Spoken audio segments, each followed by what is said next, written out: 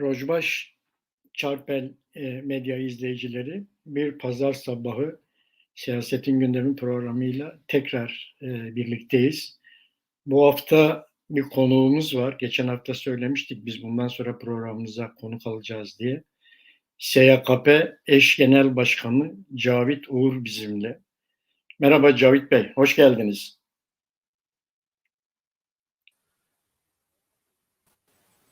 Ses kapalı. Evet, Cavit Bey sesiniz kapalı. Peki, tekrar. Tamam. Hoş geldiniz Cavit Bey. Tekrar kapandı ses. Peki. Günaydın, tekrar merhaba. Rojbaş. Rojbaş, evet, hoş geldin. Mehmet Gül bizimle. Mehmet sen de hoş geldin. Teşekkür ediyorum abi, sağ ol. Bu hafta gündemimiz çok yoğun. Gerçekten hem Kürdistan'da hem Türkiye'de çok önemli gelişmeler oluyor. Bunların işte programımızın süresi içerisinde bunları değerlendirmeye çalışacağız. Tabii önce konuğumuzla başlayacağız. Daha önce biz duyurusunu yapmıştık Cavit Bey'in programımıza konuk olacağını. Sağ olsun ona da çok teşekkür ederiz. Bizi kırmayıp programımıza zaman ayırdığı için. Biz Cavit Bey ile SYKP'yi konuşacağız. SYKP ne zaman kuruldu? SYKP'nin Kürt meselesine bakışı nedir? Onları ve dünyaya bakışı nedir? Türkiye'ye bakışı nedir? Bu anlamda SYKP'yi bize Çarpel Medya izleyicilerine bir tanıtmasını isteyeceğiz. Daha sonra da HDP'nin biliyorsunuz SYKP HDK'nın içerisinde bir parti. Aynı zamanda da HDP'nin içerisinde bir parti. Bu anlamda da HDP'nin açıkladığı bu tutum bölgesini onunla bir konuşacağız. Cavit Bey'den bunları bize ve Çarpel Medya izleyicilerine anlatmasını isteyeceğiz. Evet Cavit Bey, SYKP'den bize biraz söz eder misiniz? Tekrar merhaba. Ben teşekkür ederim bize bu imkanı, fırsatı ve sesimizi duyurma imkanı tanıdığınız için. Partimiz Gezi direnişinin içerisinde kurulmuş bir partidir. Çok bileşenli bir partidir aynı zamanda.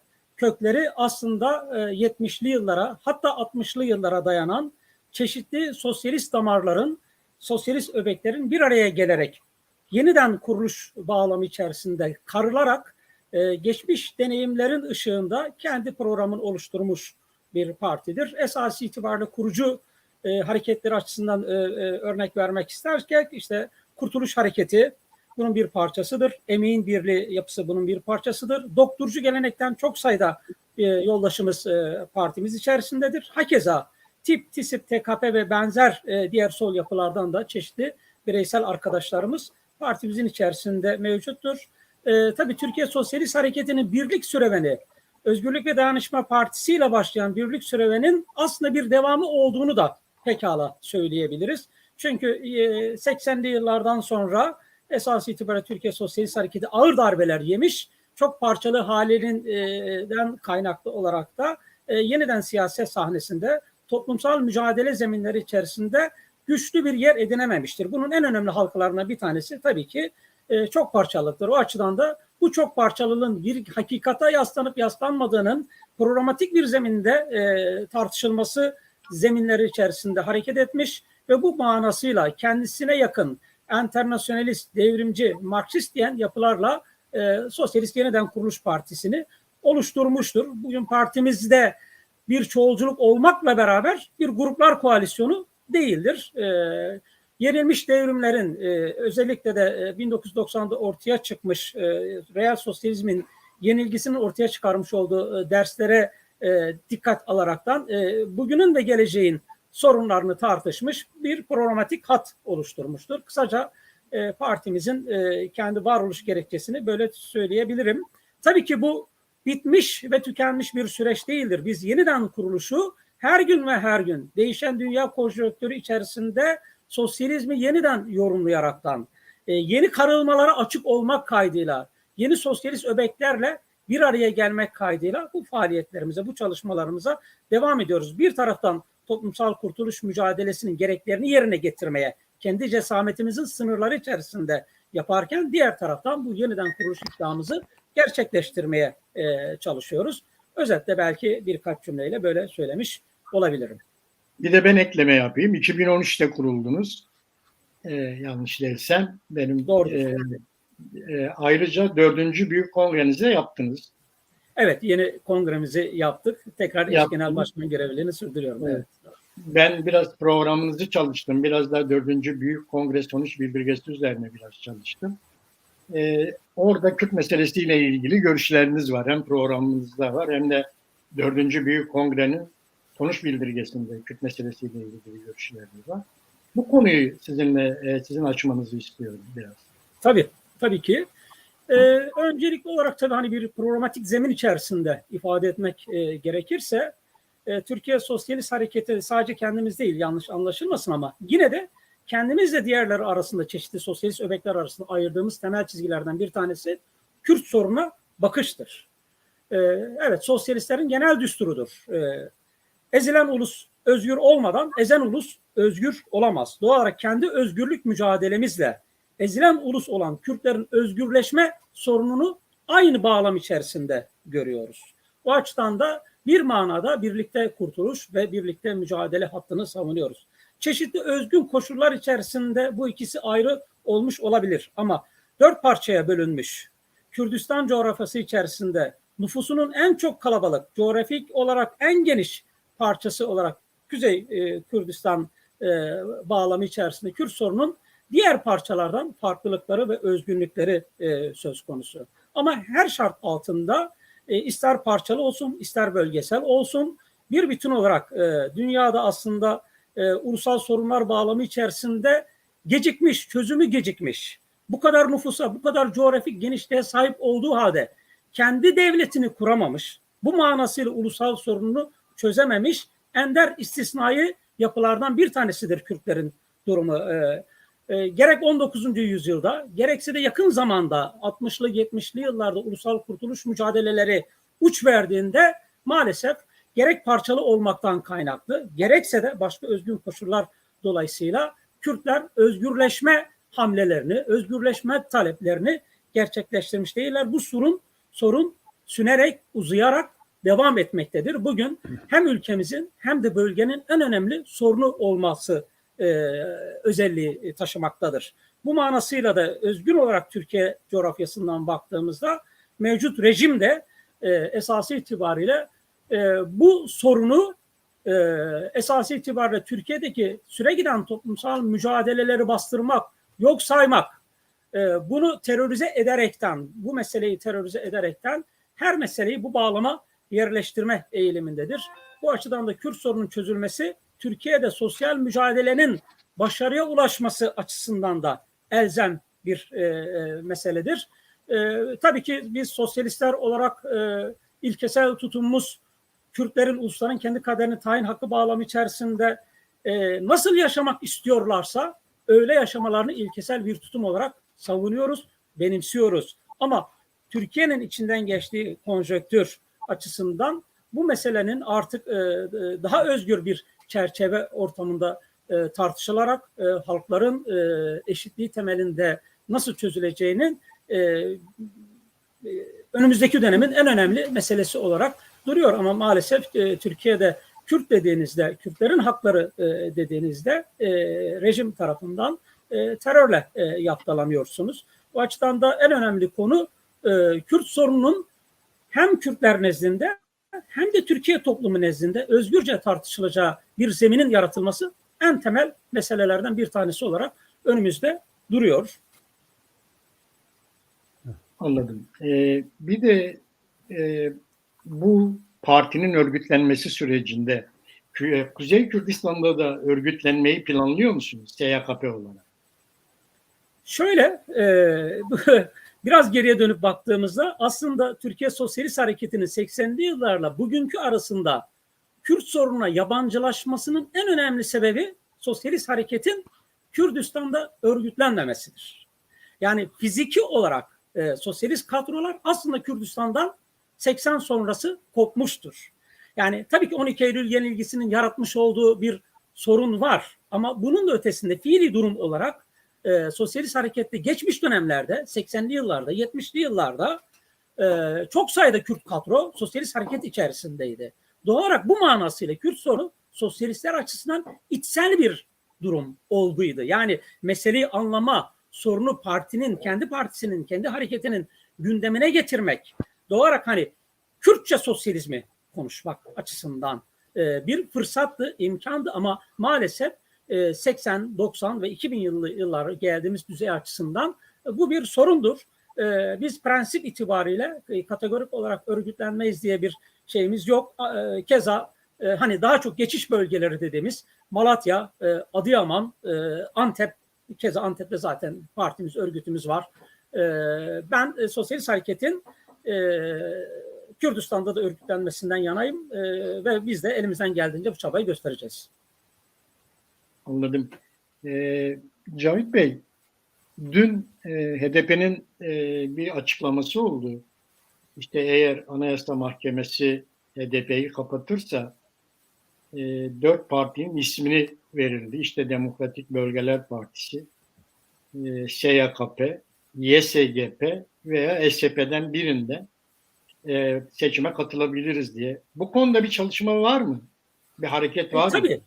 Tabii şöyle, biliyorsunuz mevcut yasalar içerisinde bunu konuşuyoruz ama pekala iktidar bloğunun seçim ve siyasi partiler yasasını değiştirme girişimi içerisinde olduğunu da biliyoruz. O açıdan hani bugün yarın böyle bir hamle geldiğinde en yakın olarak önümüzdeki Kasım ayında bir olası erken seçim ya da 2023'te olan seçimler yapılmış olacak. HDP'nin kapatılıp kapatılmayacağı tabii ki içinden geçtiğimiz konjonktürün belirleyeceği bir durumdur. Bileşen olduğumuz partimiz HDP haklı olarak kapatılacakmış gibi değil, kapatılmayacakmış gibi siyasi faaliyetlerine devam ediyor ama bir taraftan da seçim yeterlilikleri açısından gerekli örgütlenme çalışmalarını yapıyor. Partimiz de bu adaylardan bir tanesidir. Mevcut yasalar çerçevesinde biliyorsunuz 20 milletvekili geçtiği takdirde mecliste grup oluşturma imkanıyla seçime girme yeterliliğini elde ediyorsunuz. Ya da yine siyasi partiler kanununun öngördüğü örgütlenme seviyesine erişirseniz bunları yapıyorsunuz. Biz de parti olarak bu konuda çabalarımızı hız vermiş durumdayız. Birden fazla seçenekle halkı, toplumu, Türkiye demokrasisini ve başta Kürtler olmak üzere onları siyasetsiz bırakmamak, siyasi denklemin tam ortasında konumlandırmak Türkiye'nin demokratikleşmesi açısından son derece önemli bir unsurdur. Anladım. Mehmet, sen bir şeyler söylemek ister misin? Evet. Ben de tabii eski yoldaşlarız. Böyle uzun zaman sonra bir araya geldiğimizde bazı değişen görüşlerden hareketle birkaç soru sormak isterim Cavit yoldaşa. Birincisi şu, 80'lere kadar sosyalist hareket gerek Kürdistan'da gerekse Türkiye'de aşağı yukarı parametreleri belli olan, tutumlarına gerekçe yaptığı görüşleri anlaşılır olan bir statüdeydi, bir yapıdaydı.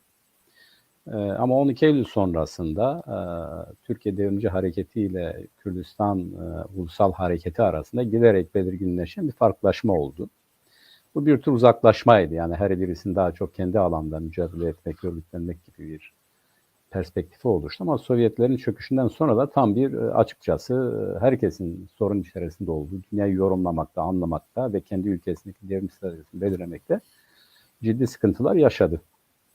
Benim birinci olarak öğrenmek istediğim, eğer Cavit Yoldaş kısaca cevap verebilirse, bu değişen süreçte ve hala işlemekte olan bu süreçte dünyaya nasıl bakmalı? Yani anti-emperyalizm nedir? Ve bunun Kürdistan somutundaki, aynı zamanda Kuzey Kürdistan'da HDP bünyesinde bir araya gelen siyasal hareketlerin ideolojik ve siyasal bakışları açısından ne arz ediyor? Nasıl yorumlayabiliriz? Ya da bu bütünlük gibi görünen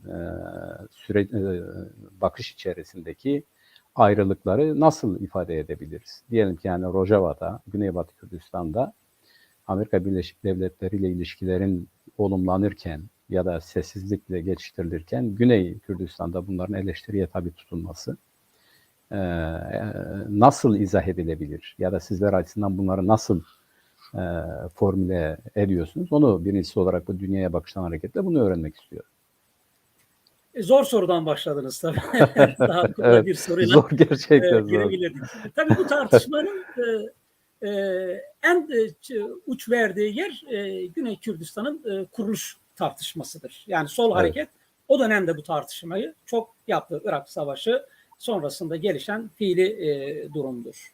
Biz o dönemde de hareket olarak tabii SYKP yoktu ama içinden geldiğim hareketin izleyi içerisinden konuşursak bunun son derece meşru bir halkın özgürlüğü, kendi kaderini tayin etmek açısından bir fırsat, imkan olarak görülmesi ve meşru kabul edilmesi gerektiğini düşünüyorum. Bizim Türkiye'de veya Kürdistan'ın özgürlüğü bağlamı içerisindeki tercihimiz bu olmayabilir. Ama bu tercihi esası itibariyle ezilen halklara teslim ediyorsak bunu meşru görmek gerekir. Burada tabii sosyalistler açısından kritik soru şudur. Bu girişimin, bu çabanın, bu oluşumun, bu durumun kendisi bölgesel siyaset açısından emperyalizmin bölge siyasetinin bir tamamlayıcı halkası olup olmayacağı olarak belki değerlendirilebilir.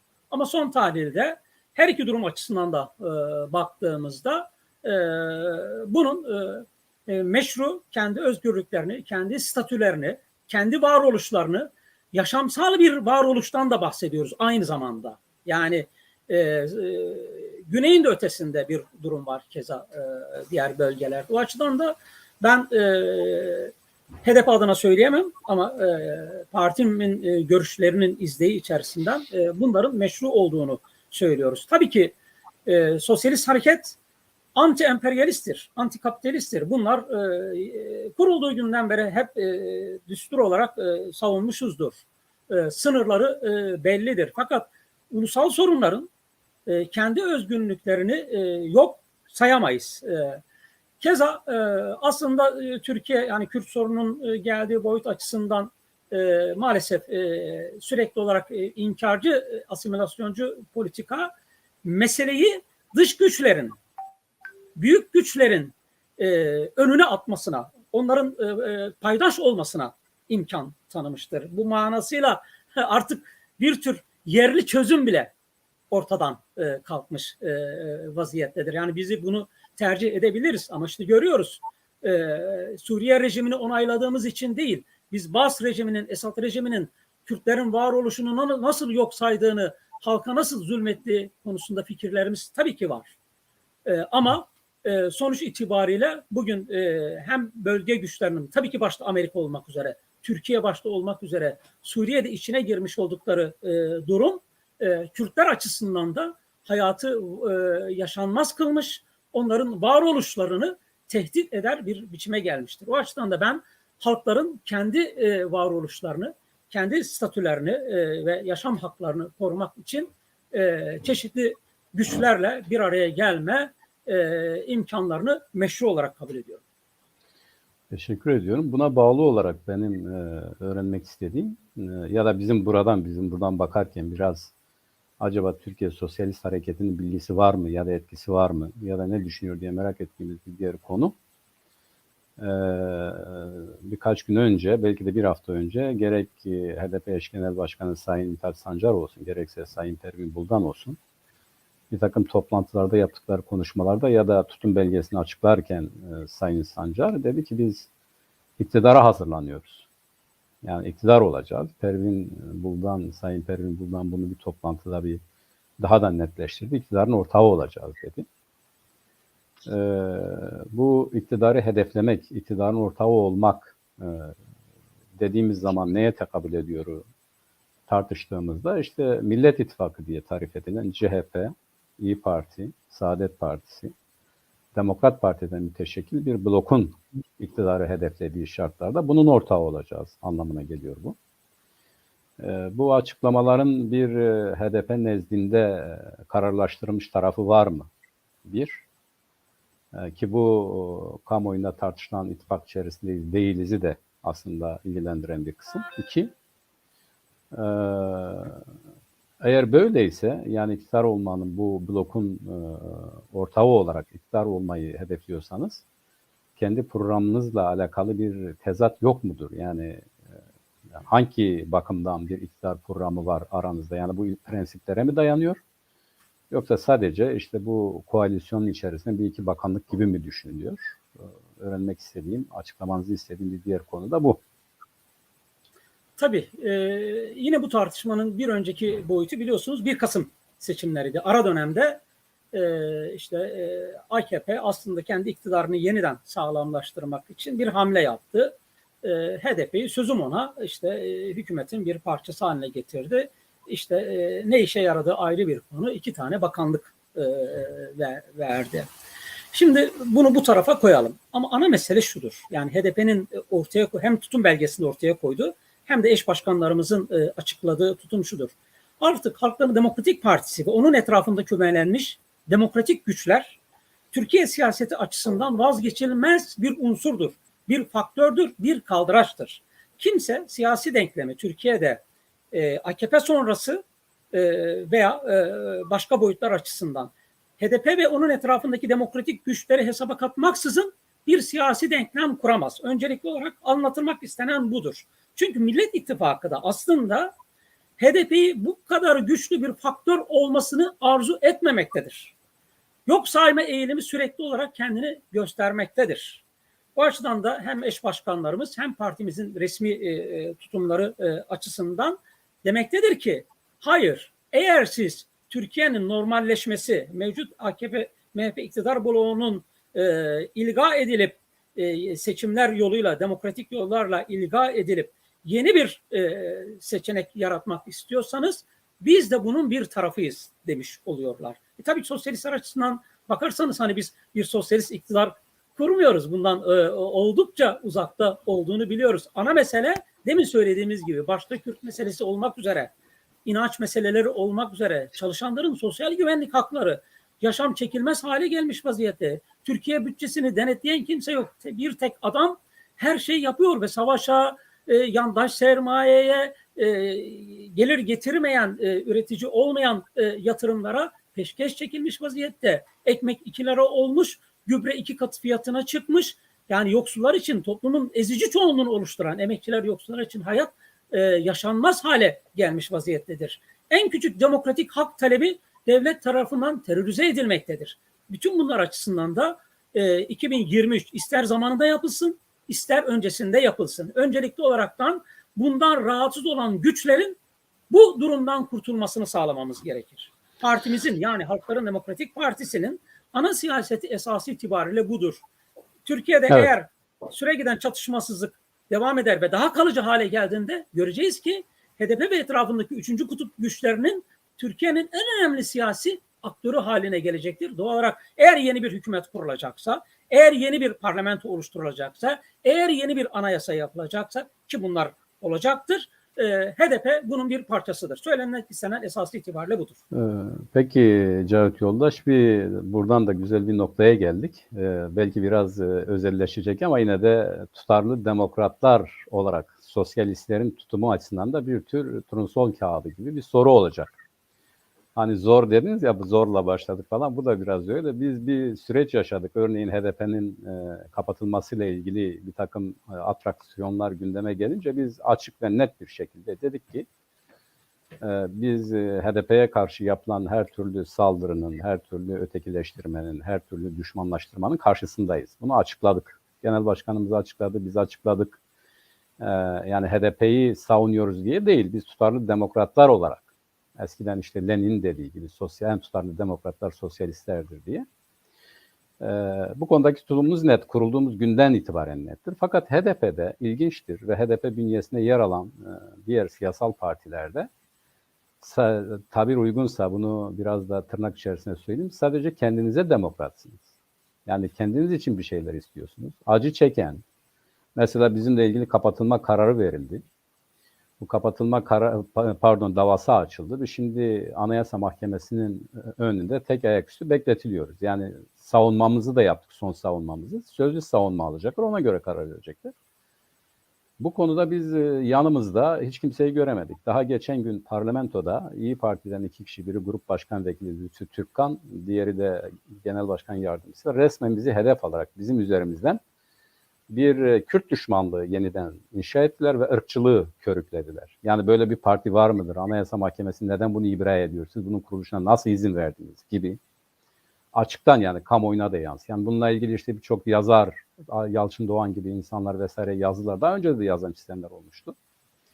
Hani şöyle olabilir, yani derler ki ya bizim bundan haberimiz yok, ama biz bizzat HDP'yi ziyaret ederek bu durumumuzu da izah ettik. Fakat kendimize ilişkin, yani ne SYKP'den, ne HDP içerisinde yer alan bileşenlerden, ne de HDP'den resmi düzeyde biz bu antidemokratik uygulamalara karşıyız. İşte bu partiler kapatılıyor, haklarına kapatılma davası açılmış. Biz bunları kınıyoruz ya da protesto ediyoruz gibi bir açıklama görmedik. Tutarlı demokratlar olarak, yani geçmişe gidelim Lenin tabiriyle, tutarlı demokratlar olarak bunun ile kendi tutumunuz arasında bir tezat olduğunu kabul ediyor musunuz? Ya da bizi görmüyor musunuz? Ya da ya onlar bizi ilgilendirmiyor mu diyorsunuz? Bunu öğrenmek istiyorum.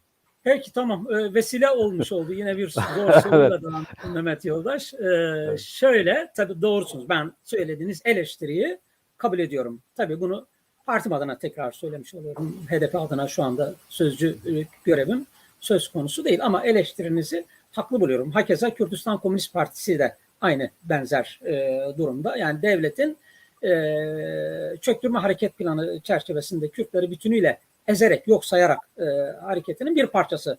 Partinize dönük saldırıyı da bu şekilde görüyoruz.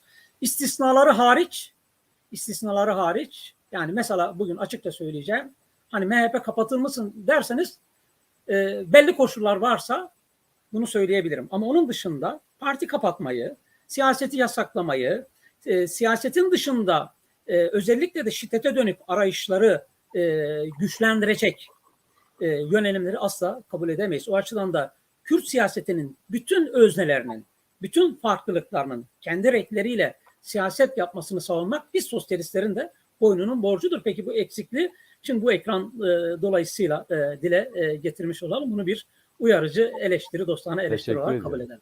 Tabii yapıcı ve aynı zamanda baştan da söyledim, bazen iletişim kurmak kavgayla da olur. Bu biraz böyle birbirimizi ite kaka da olacak ama bir iletişim olması şart. Birbirimizi duymamız lazım. Teşekkür ediyorum samimiyetinize, açıklığınız. Ben teşekkür ederim. Nurlu abi, benim kısa bir sorum daha var. Kısacık. Yani yoldaşımızın bunu mutlaka cevaplaması lazım. Çünkü aynı zamanda geleceğe doğru yürürken neredeyiz? Hangi yerlerde birleşiyoruz, ayrışıyoruz? Bu Türkiye'nin şu mevcut durumunda geleceğe baktığımızda neye hazırlanıyor bu kuvvetler? Mesela bir sürü veri ortaya çıktı. Büyükelçiliklerin açıklaması, TÜSİAD'ın bu işin, biz biraz sonra onu görüşeceğiz. Bunlar neyin işaretlisi? Bunu nasıl okuyorsunuz? Bana göre de şu var, bak şu çok önemli, onu katılıyorum size. Türkiye sol hareketi geniş anlamda kullanıyorum. Yani sosyalistinden demokratına her neyse. İktidar olabilecek bir konjonktürü yakalamış durumdadır. Fakat buna uygun bir siyasal tutum yok.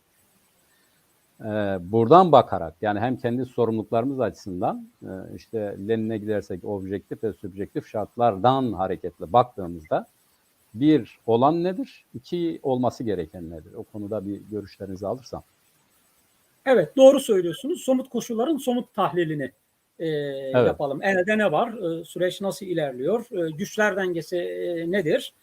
Biz özellikle SYKP olarak uzun bir süreden beri bir kavram kullanıyoruz. O kavram yaygınlaştı tabii ki. Yani Türkiye'de faşizmin kurumsallaşması, Türkiye'de AKP, MHP faşist iktidar bloğu devletin bütün silahlı güçlerini, devlet mekanizmasını, bürokrasisini, yargısını ele geçirmiş ya da yönetir vaziyettedir.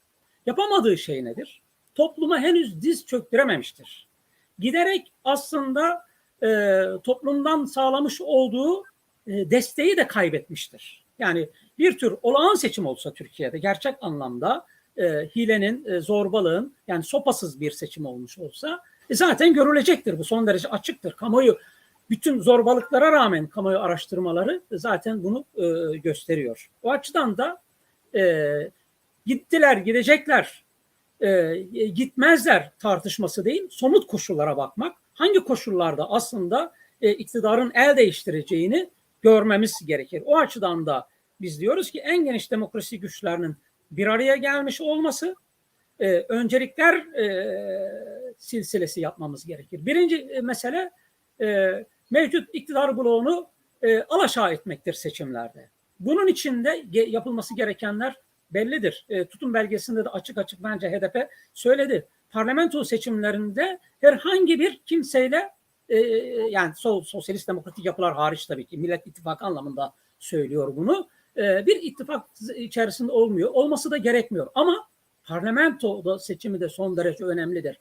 Daha güçlü bir parlamenter temsiliyetin toplum üzerinde yaratacağı etki, bunu sağlayacağı çeşitli siyasal kazanımlar açısından önemlidir. Ama Cumhurbaşkanlığı seçimlerinde esası itibariyle herkes çantada keklik görüyor olabilir, HDP'yi Millet İttifakı açısından söylüyorum. Hayır, durum öyle değildir. Biz her ne kadar Cumhur İttifakı karşısında ikirciksiz tutumumuz söz konusuysa, Millet İttifakı'nın yeniden bizi geçmiş döneme çevirecek bir siyasi hamlesinden de kendimizi ayırıyoruz, ona dikkat çekiyoruz. Millet İttifakı'nı da dikkatini çekmeye çalışıyoruz. Bu açıdan olası seçimlerde öncelikli olarak daha demokratik, nispeten demokratik, mümkünse bir yeni anayasanın, bir kurucu meclisin oluşturulması ve demokratik bir anayasanın oluşumu için sendikalar, meslek odaları, bütün sol siyasal yapılar ya da buna onay verecek bütün toplum kesimleri, işçi sendikaları, inanç kesimleri olmak üzere bu geniş çerçeve içerisinde Türkiye'nin çeşitliliğini, Türkiye'nin renkliliğini, akut hale gelmiş sorunlar, temel sorunlarına çözüm oluşturabilecek bir program etrafında bir araya gelmesini sağlayacağız. Bunu yapmaya esas itibariyle çalışıyoruz. Türkiye'nin önü açılacak. Yani görülüyor, işte bürokrasideki yalpalamalardan görüyoruz. Muhalefetin, evet doğru söylüyorsunuz, Kemal Kılıçdaroğlu'nun bu kadar ilk kez daha kesin konuşuyor olmuş olması.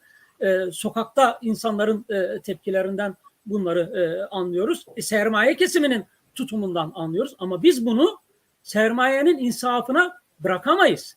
Muhalefeti sermayenin elinden almamız gerekir. Biz bunun sözcülüğüne yerleşmiş olmamız gerekir. Çünkü en nihayetinde sermaye tercihlerini biliyoruz. AKP'nin yaratmış olduğu yaralar artık sermaye açısından da huzursuz edici, zarar verici, uzun erimde bir eşiğe gelmiş durumdadır. Onların derdi budur. Yani esas itibariyle kur, faiz, yatırım dünyası içerisinden bakıyor. Ama krizin bütün yükünü çalışanlar, emekçiler, ezilenler çekiyor. O açıdan bir kurtuluş kapısı yavaş yavaş aralanıyor. Ama bunu yüklenmezseniz bu kapıyı açamazsınız. O açıdan yazı tura oynayarak, şans oyunu oynayarak değil, güçleri bir araya getirerek, hamle yaparak, daha aktif bir siyasetle ve toplumsal mücadelenin bütün düzeylerini kucaklayacak bir faaliyetle bunları yapmanın ben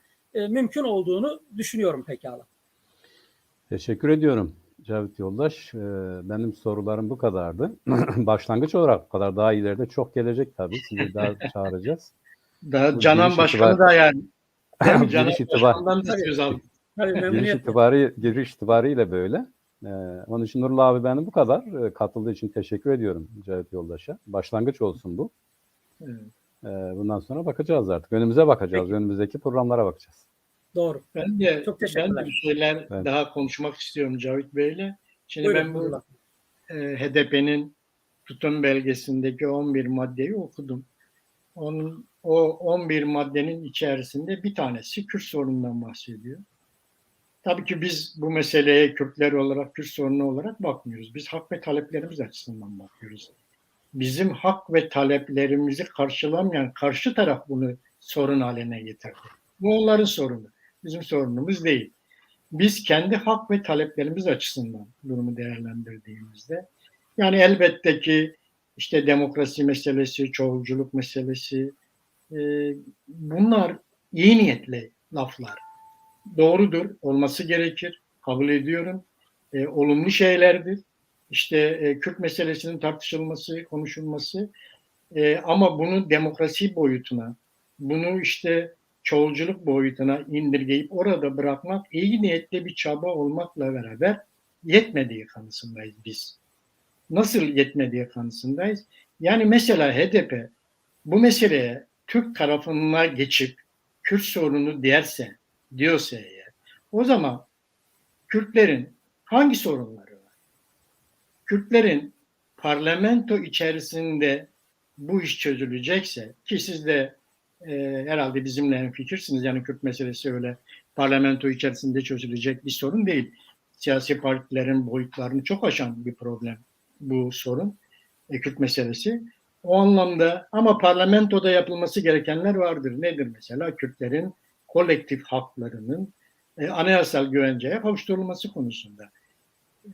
Siz SYKP olarak, HDP olarak Kürtlerin hangi haklarının parlamentoda anayasal güvenceye kavuşturulması yolunda çaba sarf etmeyi düşünüyorsunuz? Şöyle, çözüm sürecinde de aslında bu konulara birazcık parmak basmaya çalıştık. Çünkü 100 yılı aşkın daha öncesi var tabii ki. Yani Osmanlı'dan, değil mi? Kaslı-Şirin Anlaşması'ndan başlayalım. Parçalanması, yok sayılması, katliamlara, asimilasyonlara uğramış olması. Aslında Kürtlerin bir tek şansı olmuş bu soykırım politikalarından kurtulmaları din kardeşliğidir. Hem Osmanlı hem Cumhuriyet tarihi kendi dininden olmayan, yani İslam dünyasının içerisinden olmayan Ermenileri, Rumları, Asurileri, Süryanileri, 500 bin Asuri ve Süryani'yi çoluk çocuk demeden kıyımdan geçirmiş. Milyonlarca Ermeni Pontus hakeza öyle yaşamış vaziyette. Demiş ki Kürtleri Türkleştirebilirim, yok sayarım, asimile ederim. Bu şekilde aslında devam etmiş. O açıdan da mesele çok büyük tabii. Katılıyorum Nurullah Yoldaş. Yani bir anda parlamentoyla veya çözüm sürecindeki süreç içerisinden de çözülemediğini gördük en nihayetinde. Öncelikli olarak tüm toplumun ya Kürtler ne istiyor hakikaten bunu anlamasını sağlamamız lazım. Bu açıdan da bir normalleşmeye ihtiyaç var. Aslında yine HDP'nin yapmaya çalıştığı, bizim de savunduğumuz esaslıca mesele budur. Bu meselenin, yani mesele derken konu anlamında söylüyorum. Yani Kürtler tabii ki bir sorun değil. Yanlış anlaşılmasın, kavramı bu açıdan öyle algılamayalım. Anlaması gerekir. Şimdi cumhuriyetçi, laik, seküler kesimle konuştuğunuzda diyoruz ki, anlatıyoruz. Ana dilde eğitim neden olmasın? Şimdi buradan başladığınızda başlıyor bölünme paranoyası. Diyor ki ana dil isteyen yarın bayrak ister, yarın ülke ister. İşte Türkiye bölünür vesaire falan.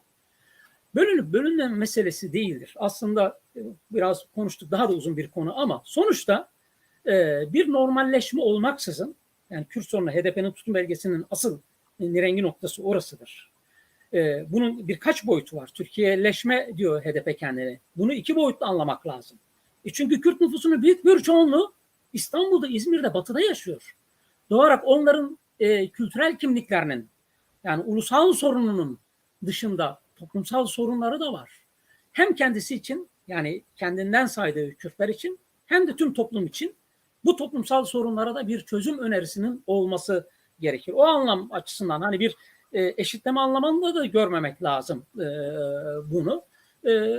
Yoksa biliyorsunuz yani HDP'nin kurulduğu günden beri Kürt meselesi etrafında kurmuş olduğu siyaset, samimiyet, çabası ve ödediği bedeller son derece açıktır. Parlamentoda çözülme meselesi şudur sevgili yoldaşlar. Cumhuriyet'in kurucu partisi, Cumhuriyet Halk Partisi artık bir devlet partisi midir? Devlet kimidir? O da ayrı bir konudur. Ama devletin kurucu zihniyetiyle hareket etmektedir. Yani tekçi zihniyet maalesef üniter zihniyet devam etmektedir ama öyle bir olsa biz bu meseleyi HDP ile parlamentoda çözeriz demiştir. Niyeti ayrı bir konudur ama sonuçta toplumun önüne getirmek, parlamentonun önüne getirmek, herkesin bu konuda ne yapacağı hakkında konuşması gerekir. Başka yolla nasıl yapacağız? Yani konuşmadan, müzakere etmeden, siyaset yapmadan bu meseleyi çözme imkanı yoktur. Eminim bunu söylediğinde içeriden de çok sayıda aykırı sesler Cumhuriyet Halk Partisi'nden ne diyor Kemal Bey diye söylemiş olabilirler. Kürtlerin kolektif haklarına gelince ertelenmez bugün derhal ve derhal çözülmesi gereken şey ana dilde eğitimdir. Kürtlerin ve Türklerin eşit kurucu özneler olarak haklarının anayasal güvenceye kavuşturulmasıdır. Ama bunlar bugünün siyasal iklimi içerisinde neredeyse imkansız. Yol açmamız lazım. İşte yolda illa 2023 seçimlerinde olası iktidar alternatifleri bu yolu açar demiyoruz. Bu da yanlış anlaşılmasın. Ama o dönüp o zaman devlet katında bu işin yeni muhataplarının nasıl olacağını, Türkiye demokrasi güçlerinin, Türkiye İşçi Hareketi'nin, bütün ezilenlerin, Müslümanların, inanç kesimlerinin, herkesin kendi haklarıyla beraber Kürtlerin de kültürel haklarını, ortak haklarını, kolektif haklarını nasıl gerçekleştireceğini tartışması, bunu önüne koyması gerekir.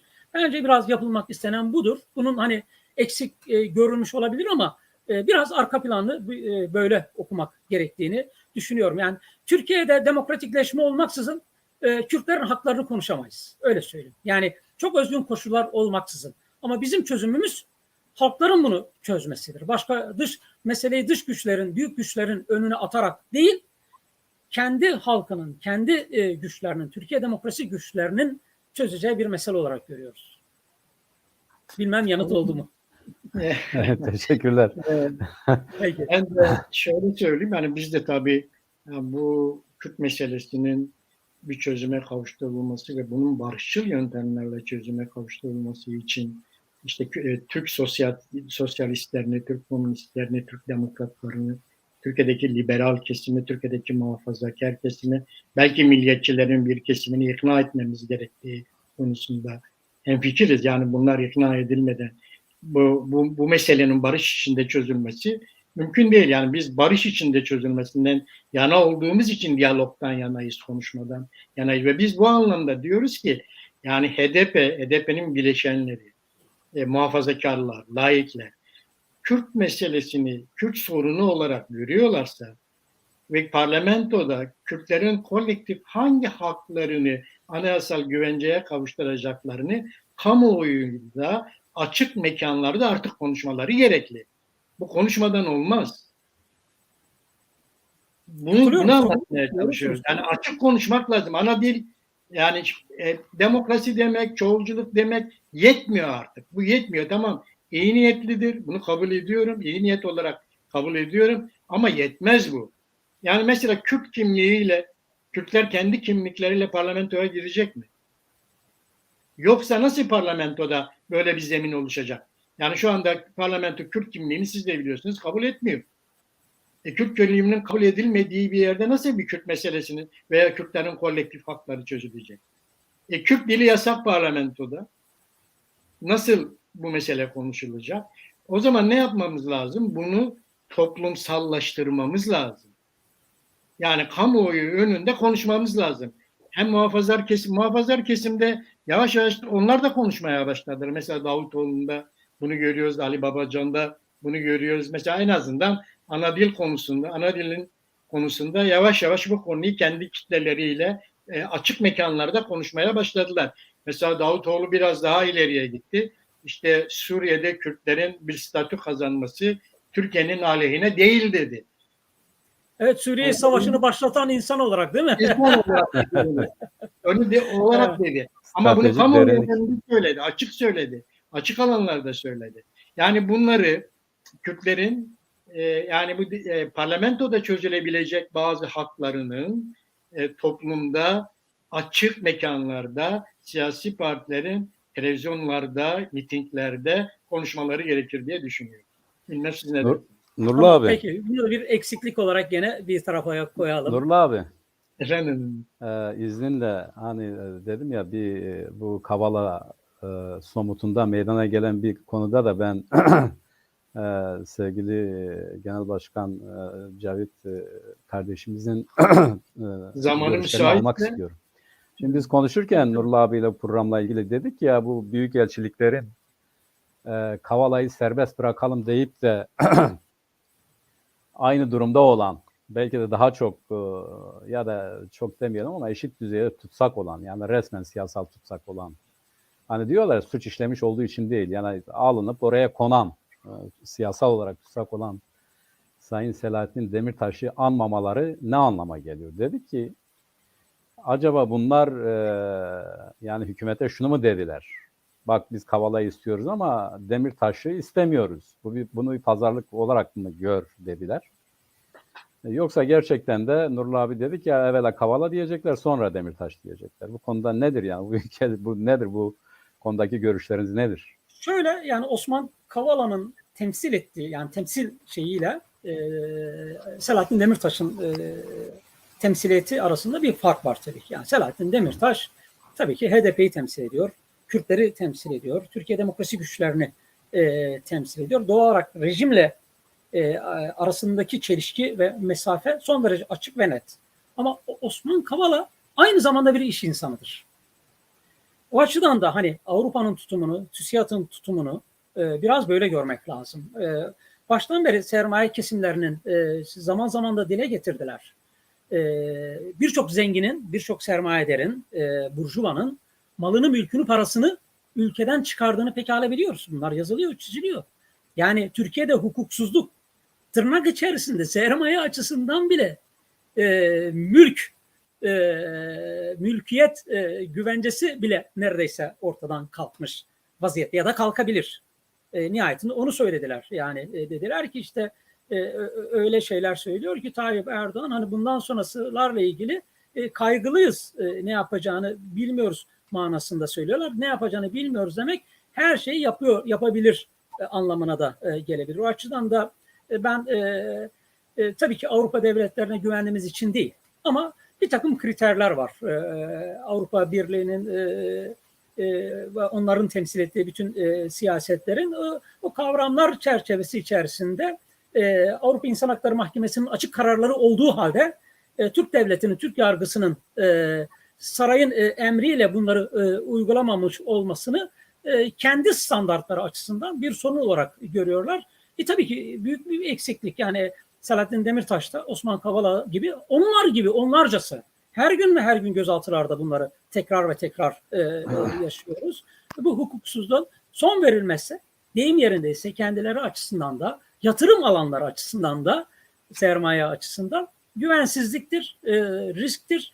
Böyle gördüklerini düşünüyorum. Çeşitli açıklamalarında da Selahattin Demirtaş'la ilgili de benzer açıklamaları yaptılar diye düşünüyorum. Teşekkürler Nurullah abi. Benim sorularım bitti. Evet. Cavit Zaten Yoldaş, Cavit Bey'in zamanı da biraz sınırlı. Daha önce bize söyledi. Bazı evet, programları var. Biz katılımı için çok teşekkür ederiz kendisine. evet, Bu teşekkür açıklamaları için. Yine başka bir programda, başka programlarda da SYKP'nin eş genel başkanlarını, Canan Hanım'ı da ağırlamak isteriz. O yüzden de şimdiden kendilerine teşekkür ederiz. Çok teşekkür ederim. Görüşmek dileğiyle. Sevgiler, saygılar. Görüşmek dileğiyle. Hoşçakalın. Hoşçakalın. Teşekkür Saygılar, ederiz. sevgiler bizden. Sağ olun. Evet Mehmet. Evet. Abi kaldık baş başa. Kaldık baş başa. Bu kaldığımız yerden devam edelim mi? Devam edelim. Ben yalnız şöyle bir devam edelim Mehmet. Ya geçen hafta böyle sosyal medyada çok az yer alan bir konu vardı. Ben o konuya baktım. Hı-hı. Şimdi 20 Ekim 2021 günü gazetelerde bir polis aracının, Panzer'in çarpması sonucunda bir araçta sürücü dahil 5 kişi yaşamını kaybediyor. Hı-hı. Olay bu. Sonra bu 2017'de oluyor, evet, bu olay. Bu kaybeden ailenin daha yeni şimdi araçtaki sürücünün ailesine bir tazminat davası açılıyor. 250 bin dolarlık, 250 dolarlık bir tazminat davası açılıyor. 250 bin dolar. Dolarlık, evet. Çok ilginç bir olay. Yani gerçekten çok ilginç bir olay. Bu Lice'de bu olay yaşanıyor ve Lice Jandarma Komutanlığı işte orada olay mahallinde olay mahalli raporu tutuyor. Tespit tutanağı yapıyor. O tutanakta da sürücüyü görüyor. Sorumlu görüyor. Ve bu anlamda da daha sonra gidip bu Diyarbakır 3. Asliye Hukuk Mahkemesi'nde bir dava açılıyor. Yani gerçekten her gün panzerin altında hemen hemen her ay birkaç tane olay böyle yaşıyoruz. Bu da yetmezmiş gibi bir de bunu ezilen çocukların ailelerine bunu rücu etmenin ne anlama geliyor Mehmet? Nedir bu olay? Nasıl Şu anlama geliyor. Hem dövüyor kendisi, elim acıdı diye bu sefer de bir daha dövüyor. Bu anlama geliyor. Bizim de yaşadığımız bir hadiseydi. Bu zaman aşımı diye bir olay var. Tabii bu onun dışında. Yani hani diyorlar ya, onlar harekete geçmeden biz harekete geçelim, önünü alalım, biz dava açalım. Evet. Yani ne diyorlar? İşte suçlunun eli kalkmaz diyorlar ama bu suçlular cevvaldir. Önceden hareket ediyorlar. İşte devlet malına zarar vermekten gibi falan, suçlu kendileri de olsa, kabahat kendilerine de olsa ön almaya çalışıyorlar. Bizde de öyle olmuştu. 1981 Mayıs'ında bir arkadaşımız şehit düşmüştü. Bizim aleyhimize dava açtılar. Dediler ki işte siz bunu öldürdünüz. Düşünebiliyor musun? Abartmıyorum, ciddi söylüyorum. Yani bir kamu davasına dönüşmüş. Orada bizim ifadeleri falan aldılar. Tabii bu ona benzeyen bir şeydir. Devlet kendi kabahatini örtmek için kurbanın üzerine gidiyor. Yani kabahat ondaymış gibi. Bunun birçok örneği var. Tabii ki ibretlik bir olaydır, ibretlik bir hadisedir. Bundan şunu da çıkarmak lazım. Yani eğer daha başlangıçtan biz kendi haklarımızın, hukukumuzun sahibi olmazsak, yani müdahale etmezsek daha ilk günden, devletin bu tip ön alma hadiseleriyle karşılaşmak mümkündür. Aynı zamanda bir zihniyetin de ifadesidir bu. Yani izah edilebilir bir şey değil. İnsanın vicdanen de rahatsız olduğu, yani hem öl hem cezaya çarptır gibi. Bu çokça görülen bir olay. Türkiye Cumhuriyeti Devleti mantığında da, bütün devletlerin mantığında da devlet malına zarar vermek ya da karşı gelmek gibi, ölüp gitsen de hala peşini bırakmayan bir zihniyet, bir hadise devam ediyor. Bu böyle bir şey. Yani gerçekten bu hafta Viranşehir'de yine bir çocuk panzerin altında kaldı. Evet. Daha yeni. Yani bu gerçekten durdurulamıyor, önlenemiyor. Bu da yetmezmiş gibi bu defa vefat edenlerin, yaşamını kaybedenlerin ailesine tazminat davası açılıyor. Şöyle bir örnek vereyim abi. Çok ilginç bir örnek ama. Yani niye böyle oluyor biliyor musun? Neden devlet cevval davranıyor? Bir tane kadın yayınlandı, meclise de yansıdı. Panzer dönüyor, bir yaşlı kadını altına alıyor ve kafasını patlatıyor. Gördük, izledik hepimiz. Sonra onu kaldırdılar.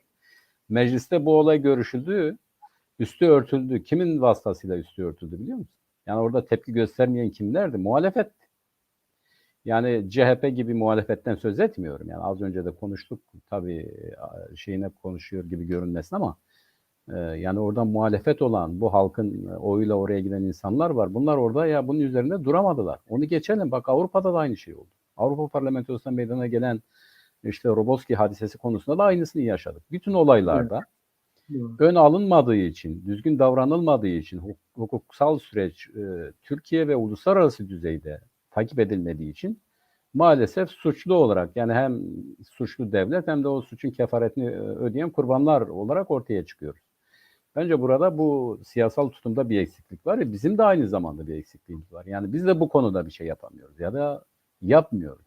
Bu eleştirinin bir kısmını da kendimize yöneltmemiz lazım. İlk günden bu tip olayların üzerine durmak lazım, kovalamak lazım, peşini bırakmamak lazım. Yoksa bu bize döner. Dönüyor da zaten. Evet. Yani şöyle örtüyorlar, bak abi, bu çok önemli. Mesela şeyi söyleyelim. Tahir Elçi'yi. Evet. Tahir Elçi'nin, yani o video her şey açık zaten. Yani o kadar belli ki hadise. Tahir Elçi'nin öldürülmesinin ardından Davutoğlu CHP'yi ziyaret etti ve MHP'yi ziyaret etti. Ondan sonra herkes bu işi örtmekle uğraştı. Yani bu iş böyle örtüldü gitti. Tahir Elçi'ye ne oldu? Nasıl öldürüldü? Nasıl bitti? Ama belli konularda, eğer bu mesele Kürtlerin meselesi ise ya da bir Kürt kurban ise ya da oradan olası tepkiler yükselecekse, herkes bir araya geliyor, bu işin üzerini örtmekle uğraşıyor. Tahir Elçi olayı üstü kapatılacak bir olay mı? Ondan sonra mesela çok ilginç bir şey oldu. Onu da anmadan geçemeyeceğim. Bir vakıf Tahir Elçi'nin 1. ölüm yıl döneminde bir anma yaptı. O anmada konuşanlar vardı. Kimi gazeteciler vardı. Biz de katıldık ama katıldığımızda pişman olduk. Bütün mesele neydi biliyor musunuz abi? O olayda, o anmada bütün mesele bu işin üstünü nasıl örtebiliriz hadisesi. Biz kardeşiz, biz buyuz. Ya tamam, kardeşin de kardeşinin hakkı yok. İhlal ediliyor. Kim vurduya gidiyor. Yani bu konuda bir tek laf eden yok. Kardeşiz. Bunları işte tarih sebebi görmemek lazım. Bu yapmamak lazım. Şu yapmamak lazım. Ne yazık ki bizim kendi kimi yarı sivil, yarı resmi kuruluşların da bunda payı var. Diyelim ki Diyarbakır Barosu da vardı o zaman bu işin içerisinde. Ne oldu? Hiçbir şey yapmadı. Yani aynı jargon, aynı olayın üstünü örtme anlayışıyla bu işler devam etti gitti. Bu konuda daha duyarlı olmak lazım. Bizim duyarlı olmamız lazım. Üzerinde durmamız lazım, yaymamız lazım. Yapmadığımız zaman gidiyor yani bu. Evet, kesinlikle bunu görünür hale getirmek, bu Evet. konuların üzerinde durmak gerekiyor. Yoksa Evet. iş giderek büyüyor. Neredeyse haftada bir tane çocuğumuz, bir tane gencimiz veya bir tane kadınımız panzerlerin altında kalıyor. Artık Evet. Türkiye'de güvenlik meselesi, güvenlik kurumlarının görevi halkın güvenliğini sağlamakken artık muhalefete saldırı aracı haline geldi maalesef. Tabii. Tabii. Buna çok dikkat etmek gerekiyor ve bunun karşısında durup sürekli de gündemde tutmak gerekiyor diye. Evet. Bak şimdi gündemimizde de olan bir örnek daha buna uyduğu için söylüyorum abi.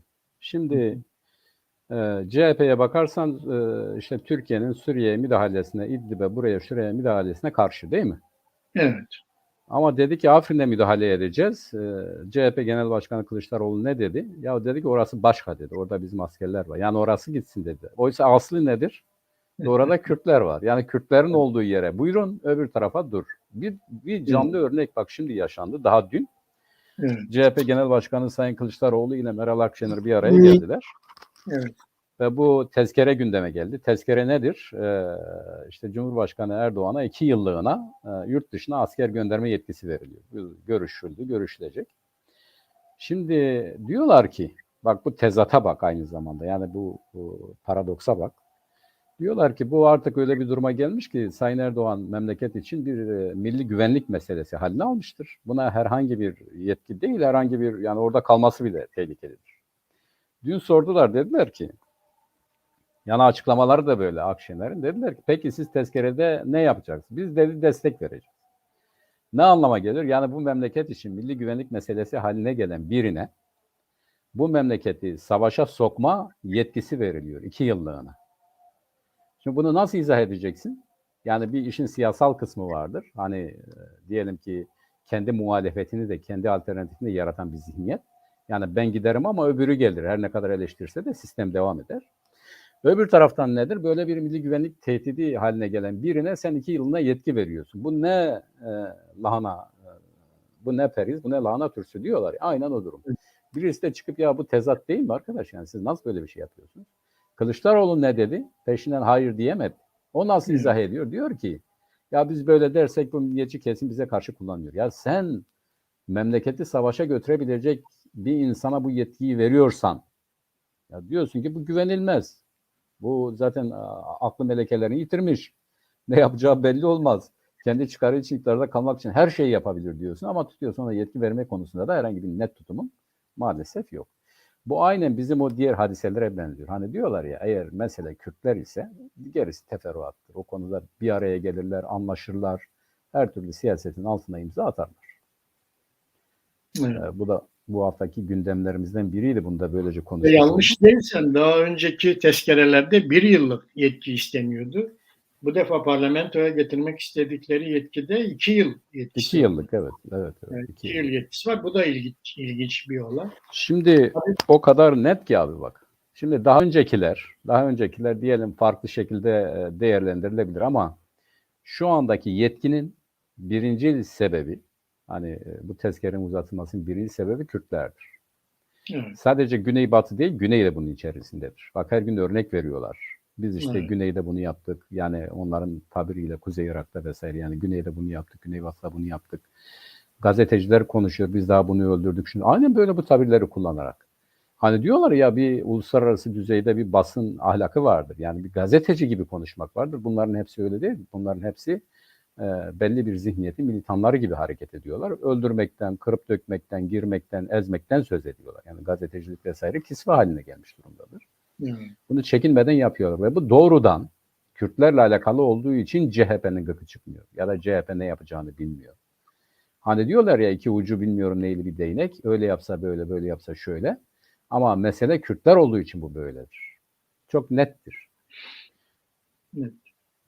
Tam bunlar buradan tezkere falan çıkarmaya çalışırken işte parlamentoda belki bulunan bütün partilerin katkısıyla belki HDP buna hayır diyeceğini açıklıyor. Hı hı. Onun HDP dışındaki hayır diyecek. evet diyeceğini söylüyor. Ama onun dışındaki partilerin hepsi herhalde bu konuda Erdoğan'a destek verecekler gibi Tabii. gözüküyor. Tabii Bunlar hepsi. bunu yaparken yani Suriye'de ne oluyor? Şimdi bak Birleşmiş Milletler'in 2254 sayılı kararı gereği Hı hı. Cenevre'de bir anayasa komisyonu toplanıyor. Evet, onun öncesinde anlaştılar. Suriye'de görüştüler. Bir araya Evet, geldiler. Belli bir tabakat görüştüler ve oluştu. 6 tur oldu. 6 Aha. turdu. Cenevre'de 6. turu da yaptılar geçen Hı hafta. hı. Ama 6. turda da sonuç çıkmadı. Evet. Ve o anayasa komisyonunda herhangi bir şey çıkmıyor. Evet. Bu burada anladığım kadarıyla Suriye hükümeti, şu andaki mevcut hükümet biraz zaman kazanmaya çalışıyor. Evet, Ve doğrudur. oraya bir anayasa taslağının gelmesini engelliyor. Ve bunu Birleşmiş Milletler'in özel temsilcisi Pedersen var. Hı Pedersen de açıkladı. Dedi ki engellendi bu. hı. Oradaki anayasa çalışmaları engellendi. Tekrar geri gitti. Sonra Suriye muhalefeti adına orada görüşmelere katılan kişi de bunun aynısını açıkladı. Dedi Kasım ayına kaldı, ertelendi. Ve Hı hı. orada da bir taraftan bu Cenevre'de Suriye Anayasası ile ilgili çalışmalar giderken muhalefet çok etkin olamıyor orada. Hükümet daha etkin oluyor ve bunu yapıyor, engelleyebiliyor. Öbür taraftan da işte Tevdem'le Enekesi arasındaki çalışmalar da uzun bir süredir devam ediyor. Bu kadar neyi konuşuyorlar Mehmet? Niye bu kadar uzun sürüyor? Yani PYD ile e, Tevdem'le Enekesi arasındaki bu görüşme neden bu kadar uzuyor? Nedir bunların anlaşamadığı? Neyi anlaşamıyorlar yani? Şimdi bu iki güç arasındaki anlaşmazlık eskiye dayanan, geçmişe dayanan, kökleri olan, ideolojik farklılıkları olan, meseleye farklı bakışları yatan bir hadisedir.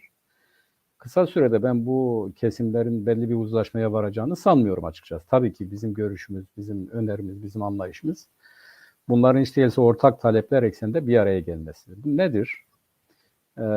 Şunu ikisi de söylüyor. Diyorlar ki valla bizim Suriye'den herhangi bir bağımsızlık çıkarmamız, federasyon çıkarmamız ihtimali yok diyorlar. Biz ancak işte özellik olabilir. Bu özellik de bizim anladığımız anlamda bölgesel olmaktan çok daha çok bu Amerikan zihniyetine yatkın vilayetler bazında. Yani diyelim ki Afrin, Kobane, işte gibi, Kamışlı gibi her birinin somutunda özerk olabilecekler yerel yönetimler, öyle diyelim. Yerel, bu Avrupa şartına da yakın yerel yönetimler özellik şartı çerçevesinde bir anlaşma olabilir. Çünkü Kürdistan bölgesi demiyorlar. Kuzey Suriye diyorlar dikkat edersen. Yani Suriye Evet. olarak tabir ediyor. Onun kuzeyi. O kuzeyi içerisinde de çoğunlukta olduğu bölgelerde Kürtlerin kendi kendilerini idare etmesi meselesidir. Bu da özerk anlamında, yani özellik anlamında, yoksa bir siyasal bağımsızlık anlamında değil.